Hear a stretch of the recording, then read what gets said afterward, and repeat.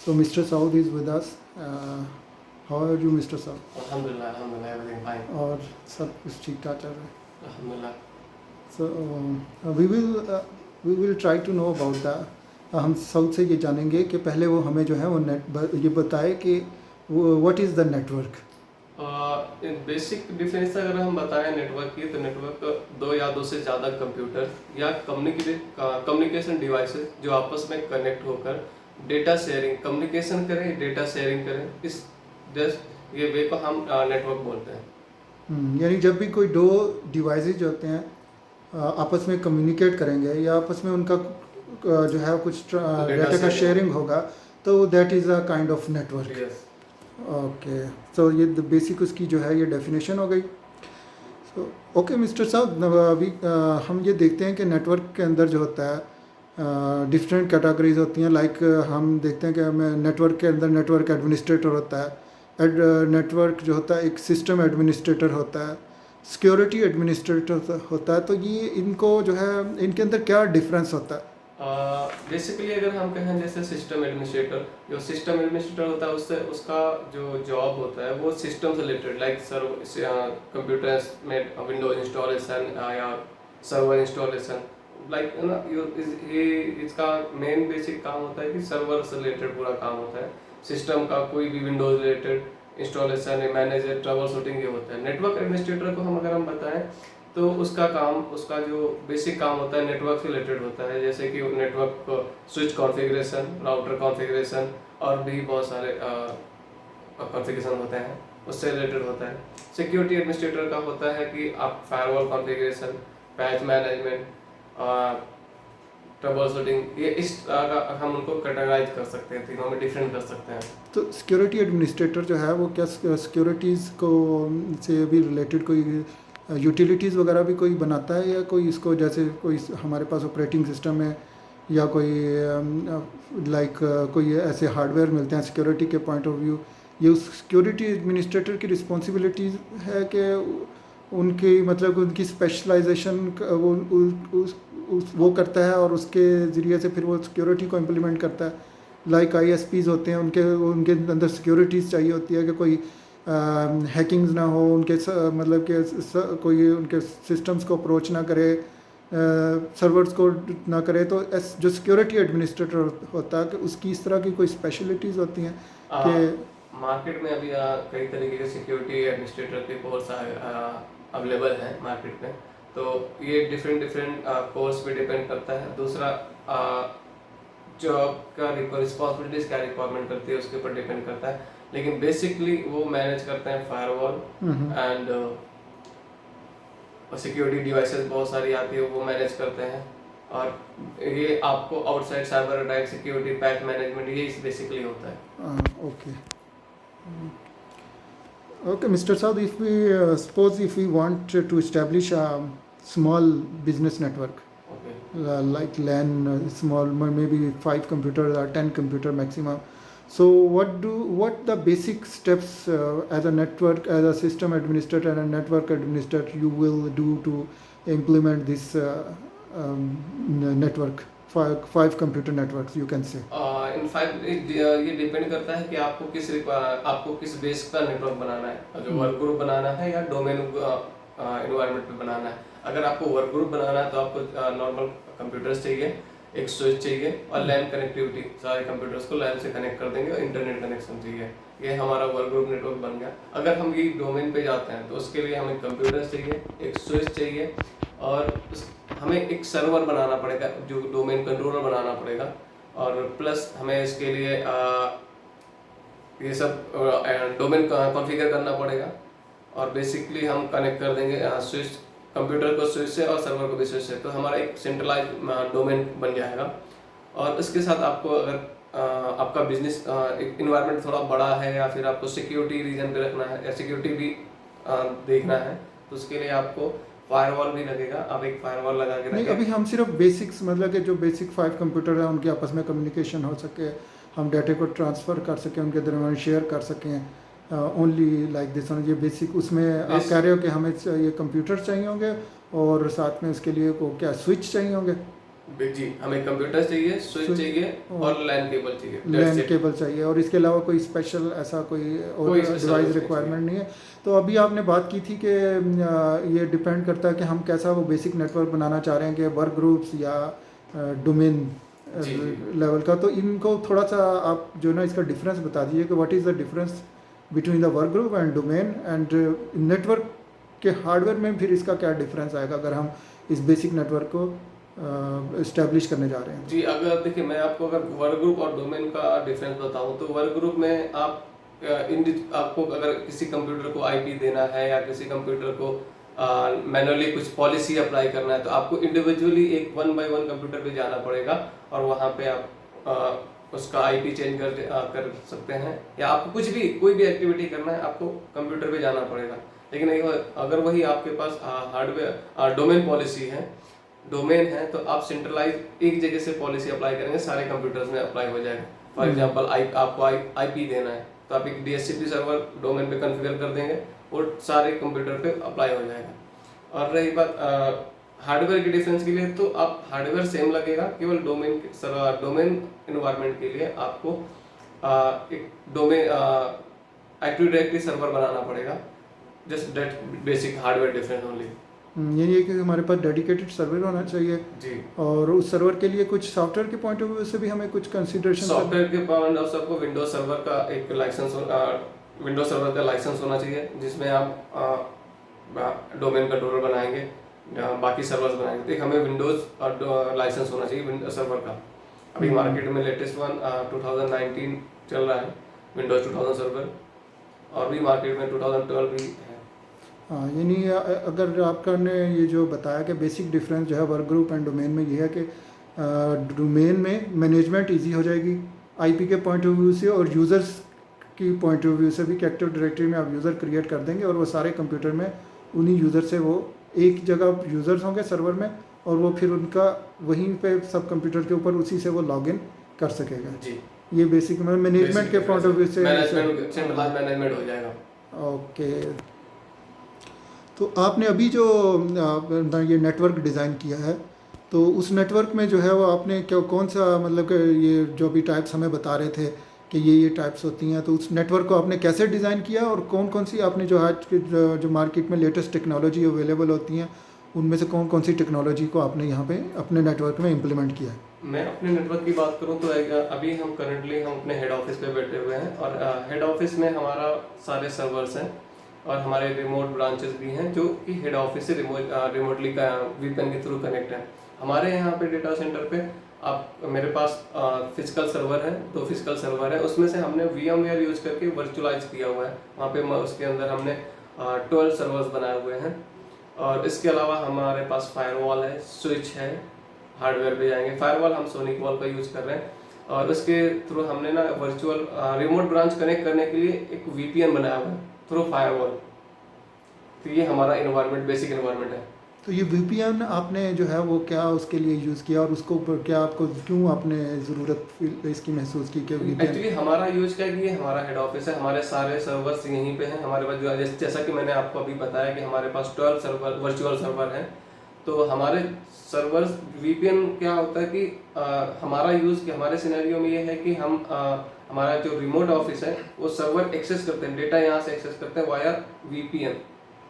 तो ये क्योंकि वहाँ पे सर्वर हमारे पास नहीं है, हम सर्वर यहीं पे रखे हुए हैं। यानी VPN का आपका कहना मतलब होता है कि एक VPN जब आप ये टेक्नोलॉजी यूज़ करते हैं तो वो same like kind of local networks बन जाता है। तो लोकल नेटवर्क में मतलब कि उस VPN में जो है वो सेम आपको जो है क्या स्पीड का कितना डिफरेंस आता है, जो कि एक फिजिकली लैन होता है और एक वर्चुअल जो लैन होता है, उसमें क्या डिफरेंस? ये आपका इंटरनेट की बैंडविड्थ पे डिपेंड करेगा कि आपके रिमोट ऑफिस में इंटरनेट बैंडविड्थ कितनी है, और आपके हेड ऑफिस में जहाँ से आप कनेक्टिविटी करवा रहे हैं, VPN बना रहे हैं, आपकी डिपेंड करता है स्पीड पे।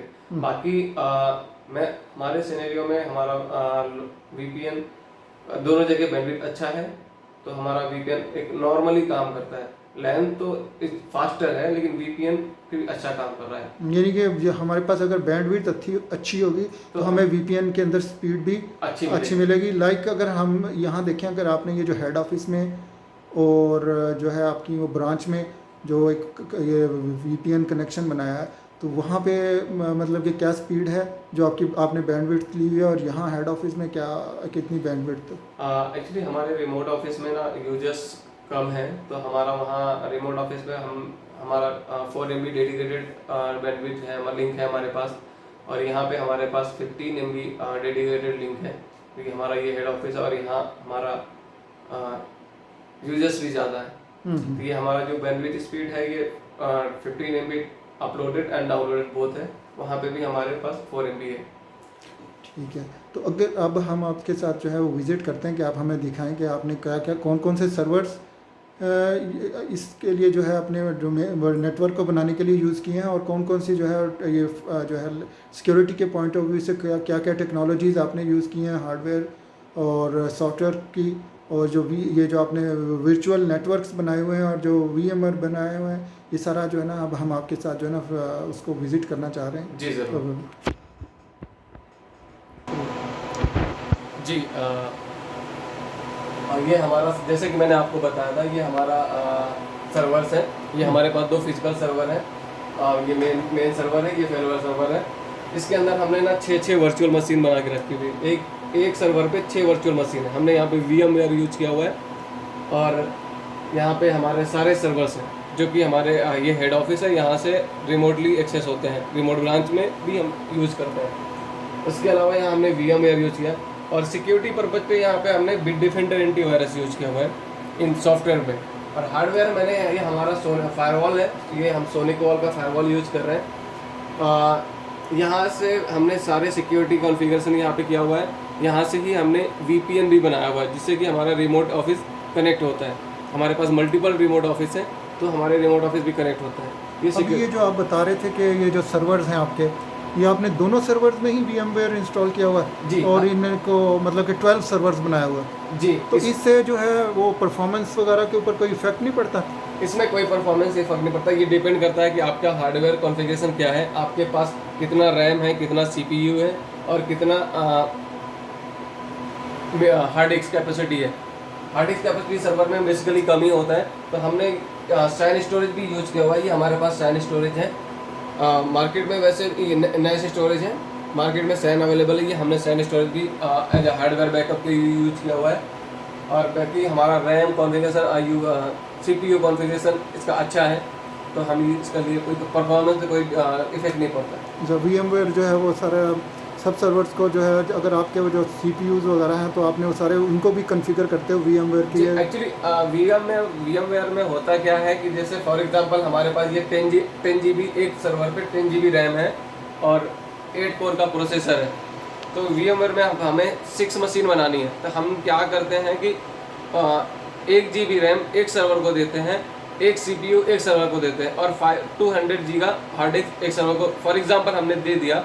तो जो वर्चुअल मशीन होती है वो उस हार्डवेयर को ऐसा उसको लगता है कि ये हार्डवेयर केवल मेरे लिए है, और उसको कोई इफेक्ट नहीं पड़ता, और बाकी जो हार्डवेयर रिमेनिंग हार्डवेयर है वो बचा रहता है। अगर हम इसमें VMware यूज नहीं करें, अगर विंडोज सर्वर इंस्टॉल कर दें, तो उसके पॉइंट ऑफ व्यू पे हमारा कॉस्ट बढ़ जाएगा। हमें एक फिजिकल सर्वर पे एक ही सर्वर चला सकते हैं, विंडोज सर्वर चला सकते हैं। तो इसके अगर हमें 12 सर्वर चाहिए तो हमें मल्टीपल सर्वर लेना पड़ेगा, तो हमारा कॉस्ट बढ़ जाएगा। प्लस जो इसमें 10 GB रैम है, तो जो सर्वर हमारा यूटिलाइजेशन है उसको फॉर एग्जांपल केवल 1 GB है, तो बाकी का 9 GB ये हमारा वेस्ट होता है। तो VMware ये सारा यूटिलाइज कर देता है। यानी VMware से हम जो है वो सॉफ्टवेयर की कॉस्ट से भी बच जाते हैं और हार्डवेयर की कॉस्ट से भी बच जाते हैं आपका, यानी हमें लाइसेंस विंडो का ज़्यादा नहीं लेने पड़ते VMware के? नहीं, हमें लाइसेंस जितने हमें सर्वर चाहिए विंडोज लाइसेंस उतने ही लेने पड़ते हैं, विंडोज सर्वर लाइसेंस। लेकिन उससे हमें हार्डवेयर कॉस्ट बच जाती है। हमारा जो हार्डवेयर है, लाइक रैम है, जो हमारा वेस्ट हो रहा है वो बच जाता है, वेस्ट नहीं होता, वो यूटिलाइज कर सकते हैं।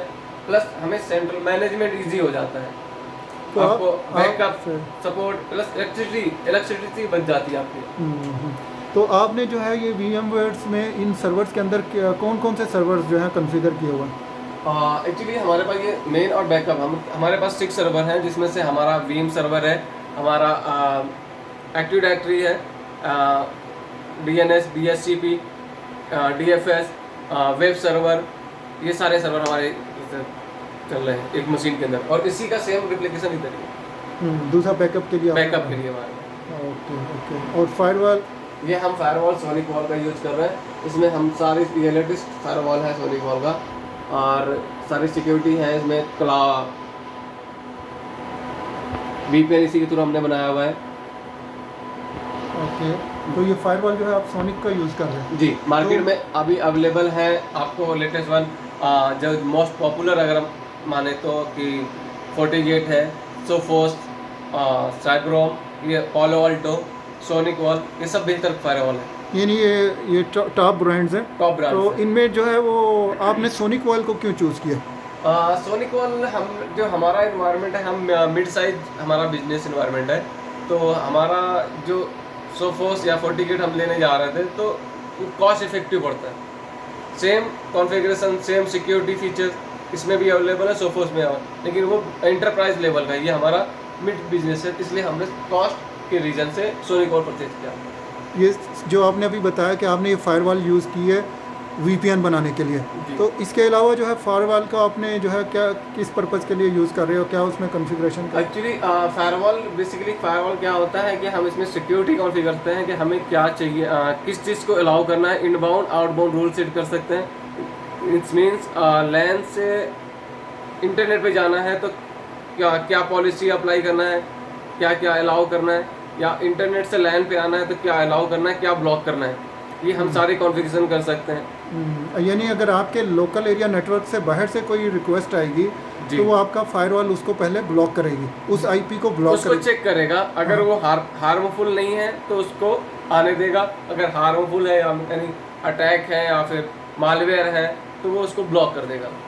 ओके, ये सारी कॉन्फ़िगरेशंस उसी फायरवॉल के अंदर जी, होंगी। हमने उसमें फायरवॉल में की हुई है। ओके, ये स्विच जो आप यूज़ कर रहे हो ये भी कोई जी, ये हम सिस्को का 52 पोर्ट का स्विच यूज़ कर रहे हैं, और ये दूसरा हमारा 28 पोर्ट का सिस्को का स्विच है, ये L3 स्विच है। तो स्विचेस जो हैं ये इसके भी इनके भी कोई मतलब कि टेक्नोलॉजीज, कोई लेटेस्ट टेक्नोलॉजी जो आजकल स्विचेस चल रहे देखिए, हैं मार्केट पे कई सारे ब्रांड हैं, लेकिन सबसे ज़्यादा फेमस अगर आप माने तो सिस्को ही पॉपुलर है और सभी लोग यूज़ करते हैं। ओके और भी लेटेस्ट स्विच है मार्केट पे, लेकिन हम ये यूज़ कर रहे हैं। ओके। तो any other technology which you are using to implement this network, like you are using the NAS storage जी, एंड मैं नया स्टोरेज यूज़ कर रहा हूँ, ये HP के सर्वर्स हैं, और सोनिक वॉल का फायरवॉल है, सिस्को के स्विच है। तो ये केबल्स की जो आप डिफरेंट कलर्स की केबल्स भी यूज़ कर रहे हो, ये कोई ग्रीन है कोई वाइट है, तो इसमें कुछ क्या लॉजिक होती है? This for this colour difference just for identify, because आपके पास बहुत सारे कंप्यूटर्स होते हैं या फिर आपके पास क्लाइंट कंप्यूटर्स होते हैं, तो आपको आइडेंटिफाई करने के लिए आप कलर डिफरेंट डिफरेंट करते हैं। ओके।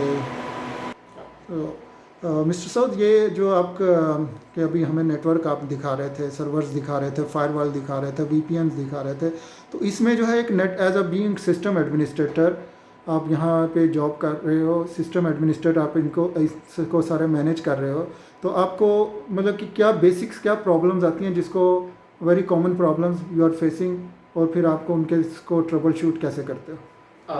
इन जैसे कि मैं अगर इसको कैटेगराइज करूं कि फायरवॉल में क्या प्रॉब्लम्स आती हैं, तो फायरवॉल में बेसिकली हमारा जब इंटरनेट डाउन होता है तो जैसे हमारा VPN डाउन हो जाता है तो उसको कॉन्फ़िगरेशन करना और इनेबल करना होता है।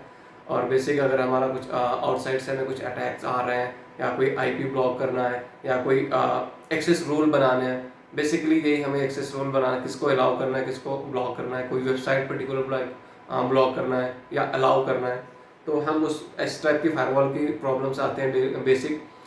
और उसके अलावा तो ये अटैक्स जो आते हैं वो ये तो बहुत कॉमन है आजकल साइबर अटैक्स का, तो इसके लिए आप कोई स्पेशल टेक्नोलॉजी, कोई सॉफ्टवेयर यूज़ करते हो उनको डेली मॉनिटर करने के लिए कि अब कुछ अटैक्स आ रहे हैं? नहीं, एक्चुअली हम उसके मॉनिटर के लिए हम फायरवॉल का लॉग देखते हैं, डेली बेसिस पे तो नहीं बोल सकते, लेकिन मैं वीकली बेसिस पे फायरवॉल का लॉग देखता हूँ, चेक करता हूँ। अगर हमें कुछ ज़्यादा कोई पोर्ट स्कैन हुआ है या फिर ज़्यादा कोई ब्लॉक हो रहा है, कोई पर्टिकुलर IP आ रहा है या कहीं से भी डेस्टिनेशन से, तो हम उसको ब्लॉक करते हैं। या फिर हम कभी देखते हैं हमारे मोस्ट ऑफ द हमारे यूजर्स बोलते हैं कि ये वेबसाइट को ब्लॉक, ये वेबसाइट नहीं काम कर रही, वो देखते हैं कि हमारे फायरवॉल पे अलाउ है या ब्लॉक है, ये हम पॉलिसी कॉन्फ़िगर करते हैं, एक्सेस रोल बनाते हैं। अब सर्वर से रिलेटेड, सर्वर पे हम नए सर्वर कॉन्फ़िगरेशन या ट्रबल शूटिंग, कोई भी सर्वर आ गया या VMware पे नया मशीन बनाना है या मूव करना है, कुछ हार्डवेयर रिलेटेड इशू आ जाते हैं तो VMware माइग्रेट करना, इस टाइप के हमारे प्रॉब्लम सर्वर से रिलेटेड आते हैं, या सर्वर कॉन्फ़िगरेशन आते हैं, या डोमेन से रिलेटेड, एक्टिव डायरेक्टरी से रिलेटेड, यूजर से रिलेटेड कोई प्रॉब्लम आ गया, यूजर अकाउंट से रिलेटेड। और बेसिकली नेटवर्क से रिलेटेड हमारा हम बोल सकते हैं कि हमारा लिंक अगर डाउन हो गया, हमारे पास 2 लिंक हैं, अगर उनमें से कोई डाउन हो गया तो हमें वेंडर से कम्युनिकेट करना होता है, उनसे प्रॉपर टच में रहना होता है कि लिंक अप करने के लिए। बेसिकली इस टाइप की कोई प्रॉब्लम्स हमें डेटा सेंटर पे आते हैं, या फिर हमारा हम यहाँ पे वीम सर्वर यूज करते हैं बैकअप के लिए, बैकअप सोल्यूशन के लिए। तो उसमें हम डेली उसमें मॉनिटर करते हैं कि हमारा बैकअप सक्सेसफुली रन हुआ कि नहीं हुआ, उससे रिलेटेड ट्रबल शूटिंग करना पड़ता है अगर कोई फेल होता है तो। बेसिकली इस टाइप की क्वेश्चन। तो बैकअप के लिए जो आप ये यूज़ कर रहे हो, क्या बैकअप जो है वो आप ऑन प्रीमिसेस ही यूज़ कर रहे हो या आपने कोई क्लाउड टेक्नोलॉजी या कोई इस तरह का कुछ? हमारे सिनेरियो पे हम बैकअप ऑन प्राइमेस भी है और क्लाउड भी है। हम एक कॉपी ऑन प्राइमेस अपने डेटा सेंटर पे रखते हैं और सेम कॉपी हम क्लाउड पे भी रखते हैं। तो क्लाउड में आप कौन से, मतलब कि क्या टेक्नोलॉजी है, कौन से क्लाउड्स? एक्चुअली अभी करंटली मार्केट में सबसे मोस्ट पॉपुलर है अमेजोन का AWS। उसके बाद अगर हम AWS यूज कर रहे हैं, AWS का S3 package storage plus. Market में अगर हम देखें तो AWS सबसे नंबर 1 पे है, उसके बाद अजूर है, उसके बाद अगर हम देखें तो गूगल का है, और भी कई है, अलीबाबा है। तो आपने जो है ये अमेज़ोन का चूज़ किया, तो ये अमेज़ोन का क्या कोई कॉस्ट के पॉइंट ऑफ व्यू से ये आपका अफोर्डेबल था या इसका कोई और बेनिफिट्स है जो आप मैं अभी सऊदी अरबिया में हूँ, मिडिल ईस्ट में। तो हमारा कॉस्ट, एक तो हमारा डेटा सेंटर जो अमेज़ोन का है ये बहरीन है, ये हमारे पास में पड़ता है, और दूसरा उसके अलावा कॉस्ट भी ये पर सेकंड पे कॉस्ट आता है इसका। ओके, यानी ये पर सेकंड जो है अमेज़ोन चार्ज करता है जी। ओके मिस्टर साउद, अब अगर कोई न्यू कमर है जो कि अभी लाइक का स्टूडेंट है, कोई फाइनल ईयर में स्टूडेंट है, वो एज ए नेटवर्किंग को एज अ प्रोफेशन ज्वाइन करना चाहता है, और आप उसको क्या एडवाइस करेंगे कि वो ड्यूरिंग स्टडीज़ ही वो अपने आप को मेंटली इस तरह प्रिपेयर कर ले सो दैट जब वो अपने मार्केट में आए तो उसको कोई ऐसी डिफ़िकल्टी फील ना करना पड़े जो कि एक न्यू कमर को एज अ प्रोफेशन ज्वाइन करने में होती है। तो आप क्या उसको एडवाइस करोगे कि ड्यूरिंग स्टडीज़ ही वो अपने आप को कैसे मेंटली प्रिपेयर कर ले? मैं तो उसको सबसे पहले मेरा सजेशन यही रहेगा कि वो अपने जो बेसिक ड्यूरिंग स्टडी जो उनके बेसिक कॉन्सेप्ट हैं वो अपना क्लियर करें, और उसके अलावा वो ऑनलाइन सोशल मीडिया पे जैसे कि नेटवर्क ग्रुप्स होते हैं, ऑनलाइन ग्रुप्स होते हैं, उनको ज्वाइन करें। फॉर एग्जांपल लिंक्डइन ज्वाइन करें, या और भी ग्रुप्स हैं, यूट्यूब में वीडियोस होते हैं, ग्रुप होते हैं, वो देखें, उनसे जुड़ें। और इनसे जुड़ने से उनको लेटेस्ट ट्रेंड्स का पता चलेगा जी, वो प्रोफेशनल्स के साथ इन टच होंगे जी, अपने एरिया में वो ग्रुप्स होते हैं उनके साथ वो इन टच रहेंगे, तो उनको, आपका कहने का मतलब है इससे उसको प्रोफेशनल करियर ज्वाइन करने में वो जी। और उसके अलावा अगर उनके पास टाइम है तो वो कोई प्रोफेशनल सर्टिफिकेट भी कर सकते हैं। फॉर एग्जांपल CCNA या फिर MCS से इस टाइप के आप सर्टिफिकेट भी कर सकते हैं। अच्छा, यानी आपका कहने का मतलब ये है कि अगर एक न्यू कमर है या स्टूडेंट है जो कि अपने फाइनल ईयर्स के अंदर है और मार्केट में वो भी आके नेटवर्क्स को एज अ प्रोफेशन ज्वाइन करना चाहता है, तो आप उसको एडवाइस करते हैं कि वो सबसे पहले तो ड्यूरिंग स्टडीज़ ही अपने कॉन्सेप्ट्स क्लियर करें और फिर वो कुछ सोशल नेटवर्क्स के ऊपर जो है वो एक्टिव हो, ताकि वो अपने एरियाज़ में उस सर्कमस्टेंसेस के अंदर वो उनसे कनेक्टेड रहे, ताकि उसको वो उस जो है उस प्रोफेशन में आने में वो हेल्पफुल होंगे, और उससे उसको लेटेस्ट टेक्नोलॉजी और ट्रेंड्स का भी पता चलता रहेगा। जी जी। और फिर इसके अलावा आप कह रहे हैं कि वो उसको सर्टिफिकेशन भी करना चाहिए। सर्टिफिकेशन जो है वो नेटवर्किंग की कौन कौन सी सर्टिफिकेशन अवेलेबल हैं, और आप क्या रिकमेंड करेंगे कि कौन सी सर्टिफिकेशन की तरफ उसको जाना चाहिए? नेटवर्किंग फील्ड में बेसिक सर्टिफिकेट होता है, CCNA होता है, CCNA के बाद आप CCNP, CCNP routing and switching कर सकते हैं, और CCI एक हाईएस्ट लेवल होता है। लेकिन मैं न्यू कमर के लिए CCNA करना चाहिए, क्योंकि CCNA related to switch configuration, network switch configuration, router configuration related to network. अगर आप, मैंने जैसा भी बोला कि MCS से कर लेना चाहिए, तो MCS से is related to Windows, like Windows server, how to configuration the server, how the make policy, ये रिलेटेड टू सर्वर होते हैं। ये अगर हम MCSE करेंगे तो ये क्या है, सिस्टम एडमिनिस्ट्रेटर आपको सर्वर से रिलेटेड सारी नॉलेज मिलेगी। यानी अगर वो सिस्टम एडमिनिस्ट्रेटर आना चाह रहा है तो उसको MCSE की तरफ जाना चाहिए जी। और अगर वो जो है वो नेटवर्क एडमिनिस्ट्रेटर या सिक्योरिटी की तरफ जाना चाह रहा है तो उसको CCNA करना चाहिए, ये वाला ट्रैक लेना चाहिए, CCNA, CCNP, routing and switching करना चाहिए। हाँ, ये 2 ट्रैक्स में से कोई एक अडॉप्ट करके उसकी सर्टिफिकेशन करेगा तो उसको एडवांटेज मिलेगा जी। Okay mister Saud, thank you for your time. हमने आपसे जो है ना बहुत सा नेटवर्क के बारे में हमें पता चला, लेटेस्ट टूल्स एंड टेक्नोलॉजीज़ के बारे में तो पता चला। तो हम जो है आपसे इन टच रहेंगे, और जो हमें कोई नई टेक्नोलॉजी नेटवर्क से रिलेटेड हम आएगी तो हम फिर आपसे उससे डिस्कस करेंगे। Thank you very much for your time and cooperation.